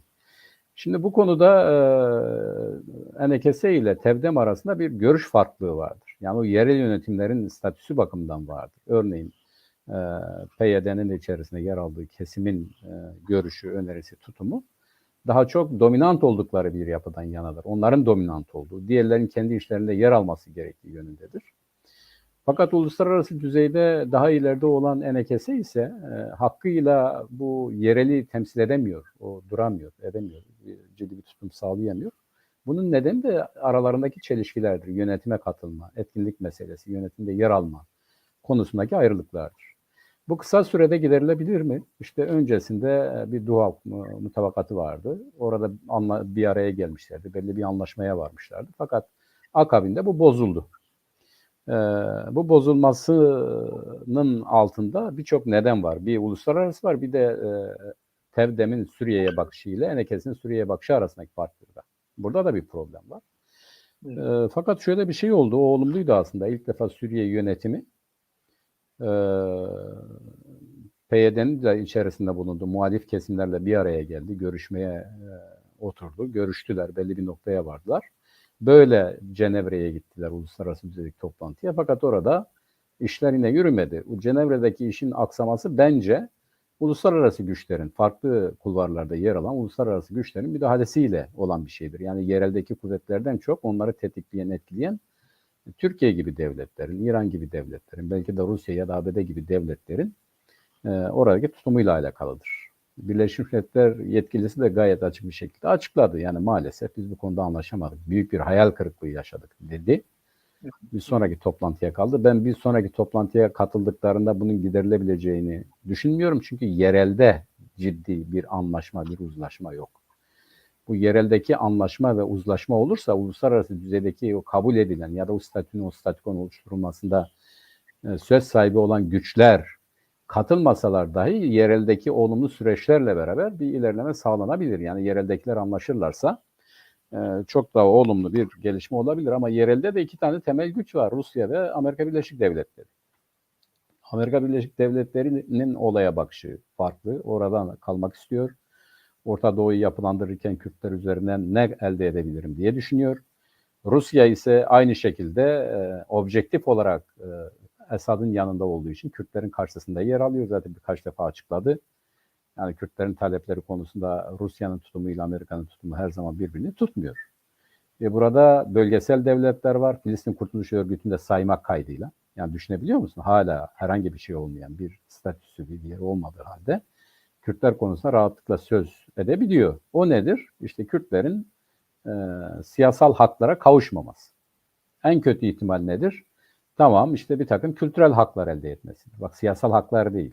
Yani onlara göre en ileri adım nedir? Kültürel bir takım hakların tanınması. Onun dışında bir siyasal statüden uzak tutulmalarıdır. Burada da çok ciddi bir direnç noktası var. Türkiye var, İran var, Irak var, Suriye var, Arap dünyası var. Şimdi Esad yönetimi Arap dünyasıyla da belli bir kontak kurdu. Onlarla da belli bir ilişki içerisine girdi. Bunun da verdiği güçle Kürtlere ilişkin çözüm konusunda ya da Kürtlerin haklarının teslimi konusunda daha çok direngen davranmaktadır. Onun için ben büyük bir ihtimalle fiilen, resmen olmasa da fiilen Güneybatı'da giderek bir Kürt oluşumunun daha da pekişik hale geleceğine inanıyorum. Daha da yani bir araya gelelim derken aslında bir araya gelmenin ne kadar zor olduğu anlayışında tecelli edeceğini düşünüyorum. Bakalım bu fiili duruma uygun düşen bir siyasal çözüm nasıl bir biçim alacak onu hep birlikte göreceğiz. Ama henüz bence işin başındayız yani. Bu yeni başladı bu süreç. Bunu belirleyecek olan da kuvvet meselesidir. Kürtlerin durumu zayıf ama uluslararası düzeyde dostları fazla olursa o şekilde kuvvetlenirlerse kendilerinin de istediği düzeyde bir çözüme ulaşmaları mümkün olabilir. Evet yani bunların özellikle Tevdem'le Enekese'nin burada çok birlik olması gerekli ve tek ses çıkarmaları gerekli. Bir de Evet. koruyabilecekleri bir statü üstünde anlaşabilmeleri gerekli. Yani biz hangi statüyü talep edersek bu statüyü koruyabiliriz, geliştirebiliriz. Bunun üzerinde anlaşmaları gerekiyor. Bu uzun süredir yaptıkları görüşmelerden de bir şey çıkmıyor. Hem bir taraftan görüşüyorlar hem bir taraftan işte Enekeserler tutuklanıyor, Enekeserlerin partileri yakılıyor falan. Bu nasıl bir görüşme? Bu şekilde de bu işin başarıya ulaşma şansı yok ve çok tehlikeli. Neden tehlikeli? Konjonktürün yani şu anda bölgedeki konjonktür Kürtlerin lehine gelişiyor. Yani bugün bu kadar Kürtlerin lehine gelişen bir konjonktürün ama ömrünün ne kadar olacağı belli değil. Bu konjonktür değiştiği anda biz belki bu yüzyılı da kaybedeceğiz. Evet. O tehlike var tabii. Bu konjonktür lehimize işlerken biraz çabuk hareket etmek zorundayız. O konuda yani bakın, biraz mesela şöyle. Mehmet Afganistan'da konjonktür 20 yıl sürdü. 20 yıl sonra her şey değişti. Şimdi ne oldu? Afganistan? İşte 20 yılda bitti her şey. Evet. Bitti ama yani bu Taliban bir ara çözümdür bana göre. O Evet. ciddi bir düzeyde bir çözüme ulaşacak kanaatinde değilim. Zamanla belli olur. Zaten şimdiden Afganistan'da bir krizin çıktığı Avrupa Birliği vesaire açıkladı. Yani eğer yardım edilmezse burada insani dram yaşanacak diye doğrudur. İnsanlar açlık çekiyorlar. O konuda ciddi bir yardım yok. Ben Taliban'ın bunu çözeceği kanaatinde değilim. Şimdi bizim güneydeki olay biraz farklı. Yani güneydeki olay uluslararası çatışmalar sürecinde ortaya çıkan bir hadisedir. Yani yerel dinamiklerle, diyelim ki Güneybatı'daki Kürtlerin direnciyle, kalkışmasıyla ya da muhalefetiyle ortaya çıkan bir durum değil. Uluslararası statükonun Suriye'de parçalanması neticesinde Kürtlere çıkan bir imkandan ortaya çıkan bir durumdur. Yani Kürtler bu konjonktürü tek başlarına senin belirttiğin gibi kısa sürede lehlerine çevirebilecek güce kuvvete sahip değildirler. Yani birlik olsalar bile değildirler. Bunu gerçekçi olmamız lazım. Zaten şimdi daha çok Rakka'da yani Arap toprağı olarak bilinen bölgede ağırlıktadırlar. İşte Fırat'ın doğusunda, Fırat'ın batısı önemli Kürt yerleşimleri olmakla beraber onlar şimdi Kürtlerin kontrolünde değildir. Daha çok Fırat'ın doğusu Kürtlerin kontrolünde aşağıya doğru biraz sarkmış halde ama bu da yine Amerika Birleşik Devletleri'nin ihtiyaçları çerçevesinde orada bir direnç odağı olarak duruyor. Yani Amerika'nın çekildiğini düşünelim. Türkiye diyor ki hemen dalarım oraya diyor. Suriye diyor dalarım oraya diyor. Rusya ve Amerika arasındaki anlaşmalar neticesinde bu böyle devam ediyor. Şimdi tabii bir gece ansızın gelebiliriz diyorlar ya da şimdi ben işte hazırlıkları yaptık, biz kendi göbeğimizi kendimiz keseriz diyorlar. Bu olabilir mi? İşte bizim kimileri olamaz mı olamaz diyor. Böyle düşünmemek lazım. Uluslararası konjonktür bir takım yerel kuvvetlerin sınırlı da olsa bir takım atraksiyonlarına izin veriyor. Yani diyelim ki şöyle düşünelim. Yani Türkiye girdi oraya. Amerika ne yapacak? Amerika gelip Türkiye ile savaşacak mı? Savaşsa bile 2000 tane askeri var orada. Gücü kuvveti var ama tabii ki ciddi bir risktir. Türkiye bunu göze almaz. Almak da istemez. Ama böyle bir durumda Amerika ne yapar diye düşündüğümüzde çünkü bir Türkiye Cumhuriyeti Devleti mantalitesinde kendi gücünden çok karşı taraf ne yapabilir sorusu işletiyor. Örneğin Hatay meselesinde böyle olmuştur. Yani kimileri demiş ki ya biz bu Hatay konusunda fazla cevval davranmayalım. Bizim gücümüz kuvvetimiz yok. Mustafa Kemal ne demiş? Öbürleri ne yapabilir demiş. Bizi geçin demiş. Öbürleri ne yapabilir? Hiçbir şey.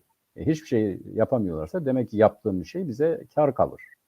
Ya da Musul'da böyle olmuştur. Denmiştir ki öbürleri ne yapabilir? Orada zaten bir İngiltere vardır. Çok şey yapabilir. Biz ne yapabiliriz? İngiltere'yi oradan çıkaramayız denmiştir ve ona göre bir çözüm bulunmuştur. Şimdi bugün diyelim ki bir Fırat'ın batısına bir müdahale durumunda Amerika ne yapabilir? Yani bu soruyu sorduğumuz zaman Kürtler için bir savaşa girer ya da o bölgede işte Rusya eğer Türkiye'ye izin verirse Amerika ile karşı karşıya gelmelerini sağlarsa Amerika ne yapar sorusunu karşısında çok ciddi tereddütler olduğu açık. Neden? Bir güvensizlik var. Daha önce de bunları gördük. Ve ayrıca şunu görmemiz lazım. Türkiye bugün F-16'larla ilgili bir girişimde bulundu. F-35'ler olmayınca biz F-16 alalım dedi. Savunma Bakanı açıkça dedi ki biz bu konuda harekete geçtik, teklifler verdik.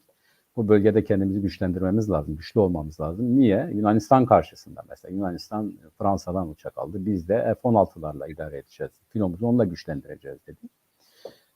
Cumhurbaşkanlığı da açıkladı. Bu sadece bir silah alışverişi değil. Bu aynı zamanda bir kontak meselesi, bir ilişki meselesi. Bu aynı zamanda belli pazarlıklar meselesi. Yani biz sizden bunları alalım ama bunun karşılığında örneğin biz Güneybatı'ya gireceğiz, Rojava'ya ya da işte onlara göre Suriye'ye gireceğiz. Siz biraz müsamahalı olun sözüdür. Yani ya da gözünüzü yumun, görmeyin gibi. Oradaki hazırlıklara da baktığımız zaman muhtemelen Amerika Birleşik Devletleri uyarmıştır. Yani orada da bir takım hareketlenmeler, bir takım şeyler vardır, girişimler vardır. Muhtemelen bunlar belli bir bilgiye dayanıyor. Belli bir tehlikenin olası neticelerine dayanıyor. Söyleyeceğim şu, yani olmaz diye bir rehavete kapılmanın bir alemi yok. Türkiye Cumhuriyeti Devleti'nin siyasal ihtiyaçları da, hükümetin siyasal ihtiyaçları da böyle bir atraksiyonu mümkün hale getiriyor. Sonuçlar itibariyle ne olur onu bilemeyiz ama olması durumunu da her zaman göz önünde tutmak lazım diye düşünüyorum ben bu konudaki. Ve elimizi çabuk tutmamız lazım. Evet.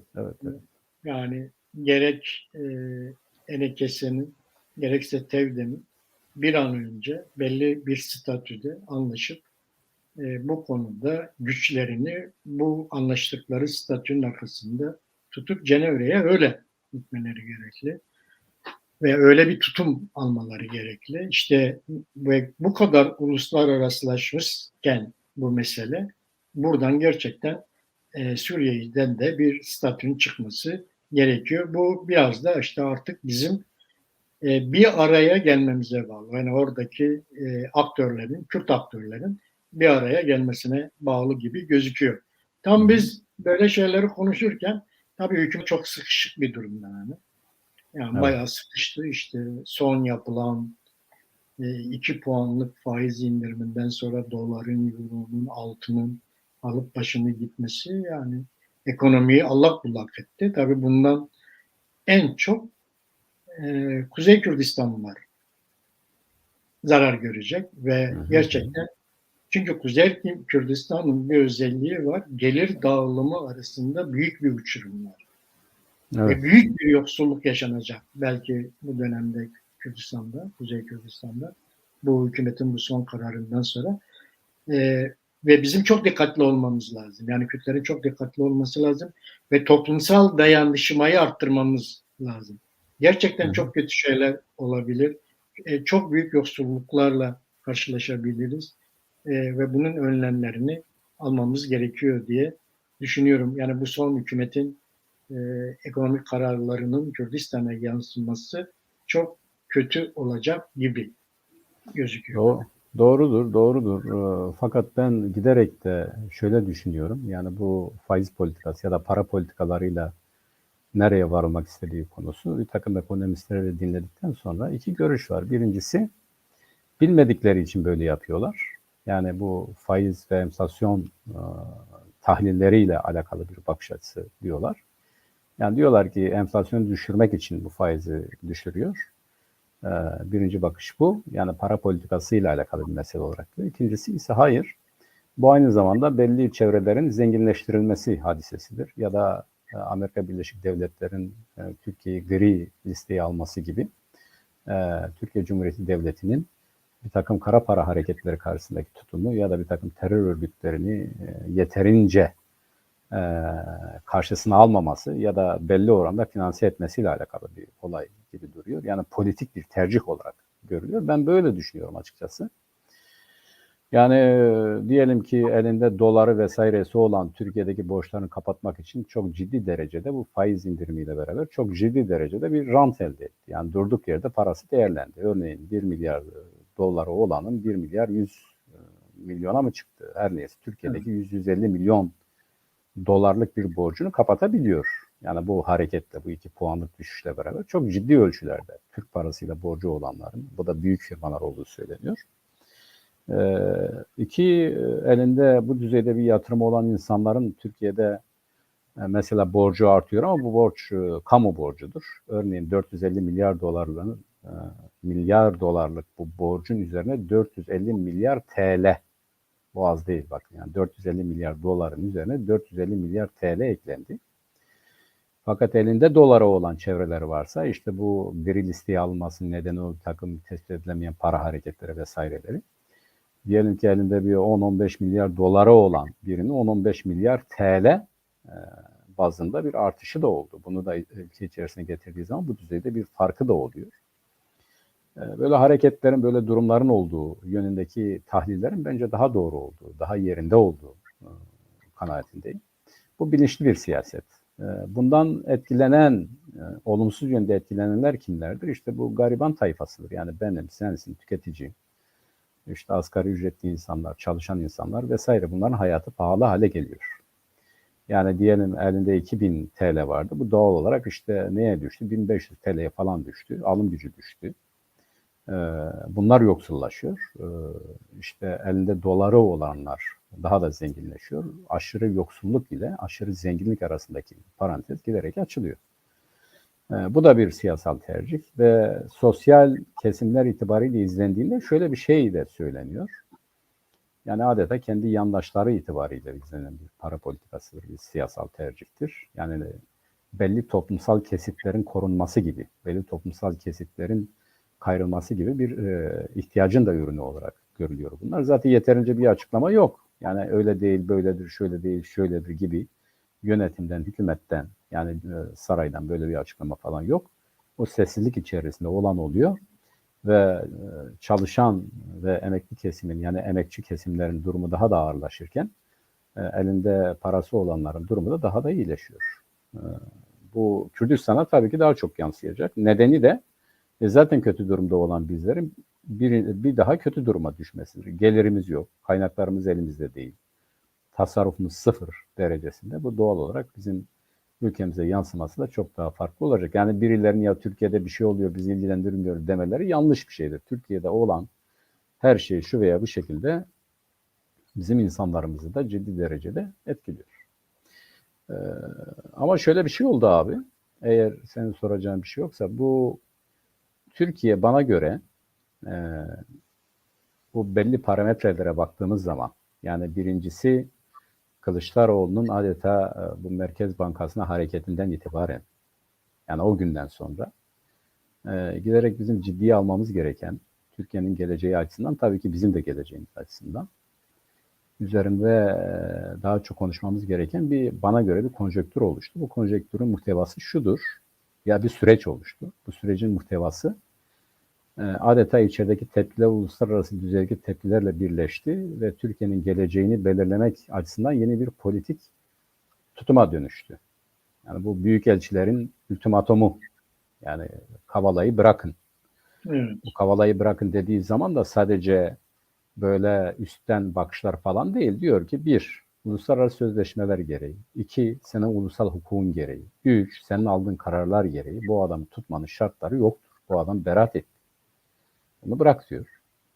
Bu ciddi bir müdahaleydi. 10 tane ülkenin büyükelçileri ve sözleşerek aynı metinle yani ortak bir açıklamayla bunu yaptılar.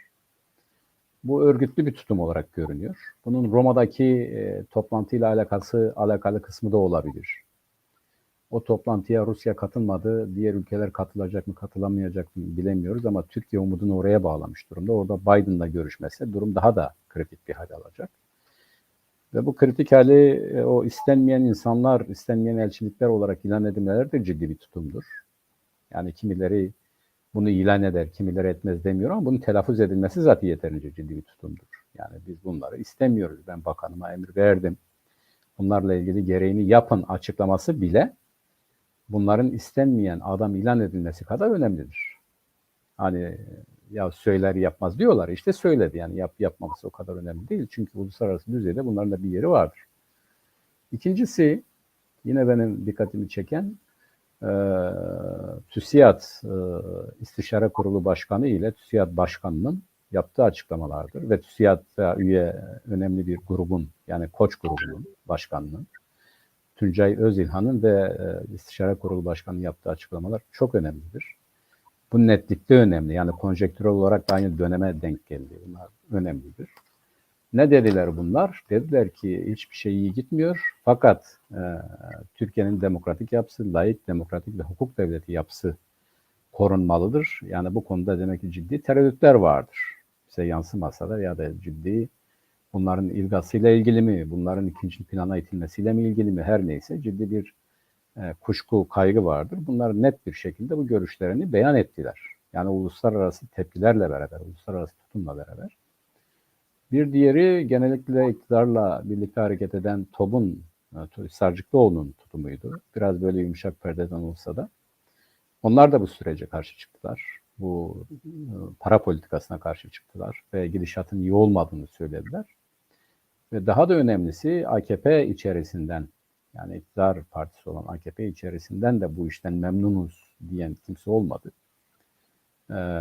MHP'den iktidar ortağı olan MHP'den zaten ses çıkmadı ama MHP'den birileri dedi ki ya bunlar gidiyor bizi de beraber götürüyorlar. Yani biz bundan uzak duralım dediler. Orada da bir sıkıntı var. Onun ötesinde toplumsal kesimler itibariyle çok ciddi tepkiler oluştu. Yani çalışanlardan, emeklilerden, esnaftan, borcu olan herkesten hatta yani sesi çıkmasa da işte bu faiz politikası nedeniyle finans çevrelerinden de ciddi tepkiler ya da olumsuz açıklamalar gündeme geliyor. Bu neye işaret ediyor? Ben bütün bunları böyle tepkiler muhalif olarak değil de bana göre giderek kızışan bir iktidar mücadelesi var. Yani mevcut iktidardaki güçlerin gitmemesiyle işte dedi siz iktidar olmaktan vazgeçin dedi açık bir şekilde. Bu çok ilginç bir şeydi. Öbür taraftan da iktidara hazır olan kesimlerin artık biz iktidar olacağız gibi hareket etmelerine ileri gelen mevzi kapma, mevzileri pekiştirme, mevzileri güçlendirme olayıdır. Ama yine her zamanki gibi ne yazık ki bizim bu yeni güçler savaşında ya da denkleminde etkili olabilecek bir pozisyonumuz ya da bir açıklamamız, bir tutumumuz henüz yok. Bizim daha çok bunu konuşmamız lazım. Yani ne yapabiliriz, ne edebiliriz gibi. Bence bunların üzerine daha çok durmak lazım. Şimdi ben TÜSİAD'ın açıklamasına baktım Mehmet. Yani geç kalmış zaten. Herkes onu söylüyor. Yani geç kalmış bir açıklama. Ama mesela ana başlıklarına baktığımda mesela laikliğe vurgu yapıyor daha çok. Laiklik konusu üzerinde duruyor. Yargı bağımsızlığına vurgu yapıyor. İstanbul Sözleşmesi'ne vurgu yapıyor. Bir de gençlerin ülkeyi terk etmesine bir itirazı var. Nedenlerinin ortadan kaldırılmasını istiyor. Orada bir de çoğulculukla ilgili bir şeyler söylüyor. TÜSİAD'ın açıklamasında. İşte o çoğulcu ve katılımcı demokrasinin güçlendirilmesi diyor. Tüm vatandaşlar için hak ve özgürlük alanlarının Avrupa İnsan Hakları Sözleşmesi standartlarına getirilebilmesi, siyasette ötekileştirme, ayrımcılık ve nefret söylemleriyle mücadele etmek. Bir şey var. Bir vurgusu var. Yapılan TÜSİAD'ın yapılan açıklamasında. Burada Kuzey Kürdistan'daki ticaret odalarının, ticaret ve sanayi odalarına büyük iş düşüyor.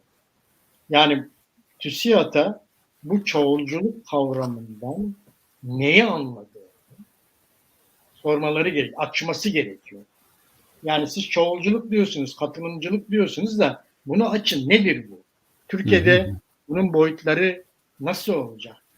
Ve özellikle Kürtlerle ilgili konu üzerine Kuzey Kürdistan'daki ticaret ve sanayi odalarının açıklama yapmaları gerekir bence bu konuda. Yani çoğulculuktan, katılımcılıktan, Kürtlerin bu meselede nasıl yer alacaklarından söz etmeleri gerekir. Artık bizim de iş adamlarımızın bu konunun toplumda görünür ve konuşulur hale gelebilmesi için kamuoyu önünde, açık alanlarda nasıl ki Türkiye'deki ticaret ve sanayi odaları konuşuyorsa işte Kuzey Kürdistan'daki ticaret ve sanayi odalarının da artık bu konuyu gündeme getirmeleri gerekiyor. Açık ve Kürtlerin talepleri doğrultusunda bence gerekiyor. Evet, doğrudur. Yani bu demokrasi, siyasal yönetim itibariyle demokrasi kavramı aynı zamanda ekonomik süreçleri de kapsıyor. O da şu anlama geliyor. Biz yakın bir geçmişte yaşadık. Kızıltepe'de bu elektrikle ilgili bize hayatı kerveleye çevirdiler. Oysa bu anayasal bir haktır. Yani oradan çıkan zenginliklerin ya da yeraltı madenlerinin o bölgeye bırakılan bir payı vardır. Yani bu %30 civarıdır. Yani diyelim bugün enerji kaynaklarının ya da elektriğin önemli bir kısmı Kürdistan'dan üretiliyor. Fakat Kürdistan'a ayrılan pay çok azdır. Bu verilmiyor. Bu adeta gasp edilir. Her şeyde bu böyledir. Yani TÜSİAD'ın aynı zamanda bu ekonomik hani diyorlar ya sosyal adalet ya da ekonomik paylaşım ya da eşitliği bir tarafa bırakalım. Yani bu ülkenin zenginlik kaynakları yağmalanırken ya buradaki halk bundan nasıl faydalanıyor gibi bir olay yok yani. Buna bir itirazı da yok, bir açıklaması da yok. Şimdi benim dikkatimi çeken az önce şeye de yönelttim Cavit Bey'e. Bu büyükelçilerin yani aynı zamanda ben senin görüşlerini de merak ediyorum abi. Bu büyükelçiler Kavala ile ilgili çok net bir mesaj verdiler. Dediler ki bırak. Yani siz şimdi yasa dışı bir iş yapıyorsunuz. Kendi kanunlarınıza göre uluslararası falan geçin. Şimdi bu Demirtaş da pek farklı değil yani siyasal kimliğini bir tarafa bırakırsak aynı. Onun da Avrupa İnsan Hakları Mahkemesi bırakın dedi. Anayasa Mahkemesi hak ihlali yapıldı dedi. Aynı hile-i şiiriyle Demirtaş'ı da içeride tutmaya devam ediyorlar. Bu elçilikler Kavala ile ilgili bırakın açıklaması yaparken adeta ultimatum verirken Demirtaş'tan hiç söz etmediler. Az önce sordum ben Cavit Bey'e, dedim ki bunu nasıl yorumluyorsunuz? O prosedür itibariyle normal dedi. Bence acaba şöyle mi? Yani senin görüşlerini merak ediyorum. Şimdi bu devletler Türkiye Cumhuriyeti Devleti'ne bir teklifte bulunurken, bir ultimatomda bulunurken aynı zamanda Demirtaş olayını pazarlık meselesi yaptılar. Dediler ki, yani o anlama geliyor ya da ben öyle yorumluyorum. Dediler ki bak, senin için hassas bir konu olan Demirtaş'la ilgili bir şey söylemiyoruz. Siyasal boyutu var, Kürt meselesi var vesaire. Fakat Kavala'nın böyle bir tarafı yoktur, böyle bir durumu yoktur. Yani bir siyasal kimliği de yok. Demokrat, ilerici, uluslararası kuruluşlarla iyi kötü iş yapan bir iş adamıdır. Hani diyorlar, politik bir tarafı daha az olan bir konuda bir istekte bulundular. Ama Türkiye Cumhuriyeti Devleti nedense bunu pek önemsemedi. Örneğin Cumhurbaşkanı dedi ki ya yarın öbür gün de öbürünü isteyecekler. Yani Demirtaş'ı isteyecek. Yani biz yutmayız demeye getirdik bir olay. Şimdi bence Kavala'yı bırakın dediklerinin öbür tarafında bak Demirtaş için bunu istemiyoruz mesajı da verdiler. Yani bunu böyle algılıyorum ben.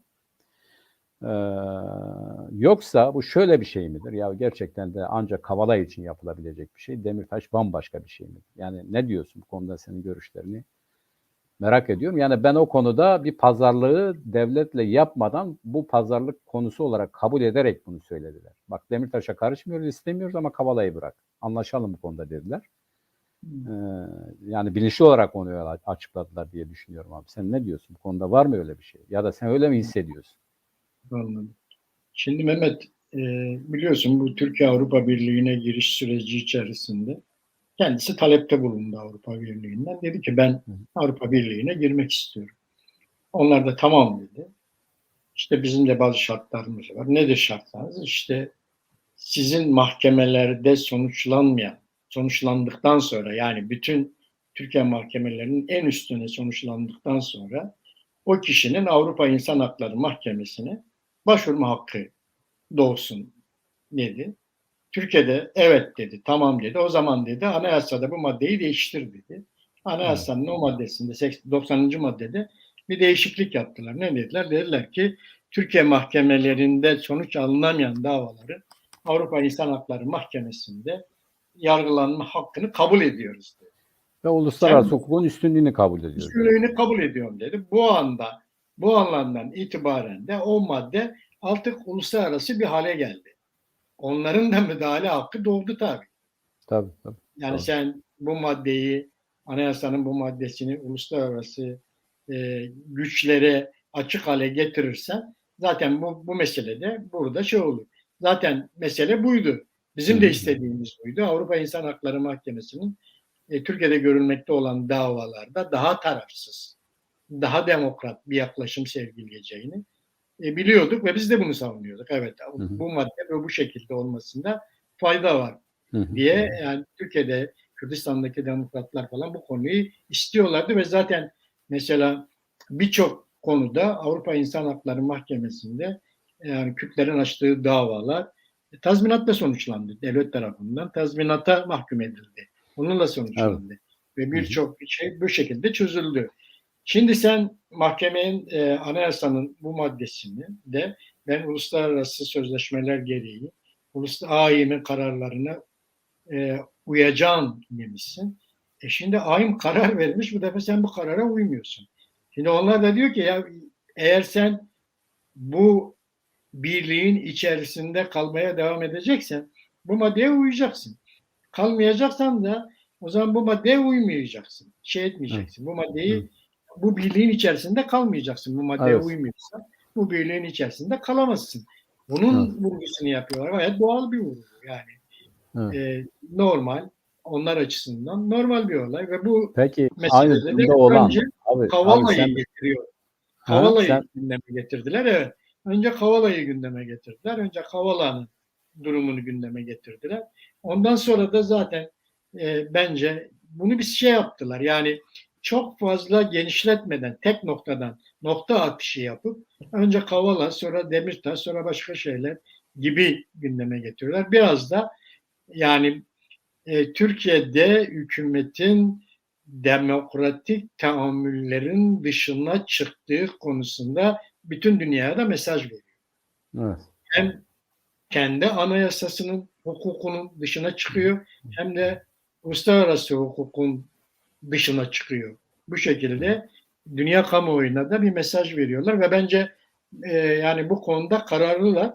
Erdoğan bu Afrika dönüşü sonucunda hani bunları ülke dışına çıkaracağız dedi ama henüz o konuda dün akşam böyle sosyal medyada bir şeyler yayıldı. İşte bazı büyükelçiler dışarıya çıkarılacak, yurt dışına çıkarılacak diye ama henüz o konuda öyle de bir gelişme olmadı.